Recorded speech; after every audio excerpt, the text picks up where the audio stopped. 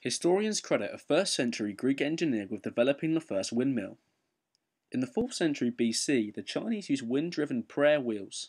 Since the 18th century, the Dutch in northern Europe used windmills to grind grain.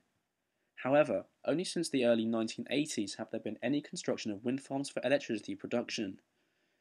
Wind is the essential requirement to produce a wind farm. Wind is the atmosphere's natural movement. It is doubtful whether you or anyone else could survive on Earth without wind. Interestingly, recent space exploration vehicles have discovered that wind exists on Mars and Jupiter. You likely realise that to generate eco-energy from the wind requires places where wind is constant or frequent. Mountaintops and hilltops are the most likely places to receive prodigious wind amounts. In addition, since certain countries have more mountains than others do, you would expect these particular mountainous countries to have more wind farms than any other country. The country with the highest mountains in the world is Tibet. I'm certain they have wind-driven prayer wheels. However, these devices do not produce electricity. In addition, I have never seen Tibetan travel photos that contain wind farms. I can think of a couple of reasons why the Tibetans are not using wind farms. They have other eco-energy means to produce electricity, although wind farm plans are only in the feasibility study stage.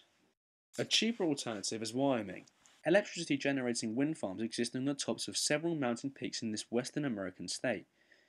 In clusters of more than 20, motorists can see several wind farms when travelling Interstate 80. You can sometimes observe the effect of these strong wind gusts by travelling along Interstate 80. From November through April, winds often blow over tractor trailers, SUVs and motorhomes. This is due to these vehicles' high profile.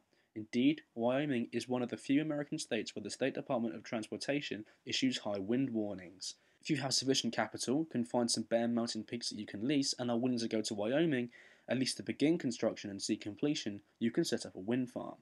However, you should prepare to deal with snow, a lot of snow. You would not yourself use the electricity generated by your wind farms unless you moved to Wyoming, probably to do ranching. More than likely, you would sell the power generated by your wind farms to Wyoming ranchers and/or Wyoming's utility company. West Virginia is also a mountainous state, suitable for wind farms. This state's winter months are somewhat shorter than those of Wyoming. In addition, I believe the wind blows less frequently and less forcefully in West Virginia.